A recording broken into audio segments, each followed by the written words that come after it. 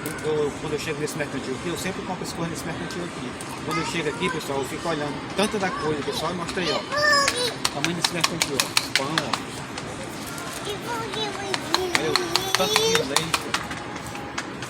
Carne, aqui, ó.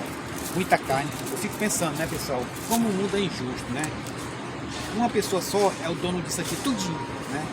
E quantas pessoas não tem passando fome no mundo, né, pessoal? Muitas pessoas passando fome no mundo.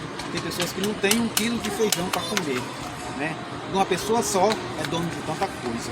Por isso eu digo, pessoal, se você quer alguma coisa, corra atrás, não desista.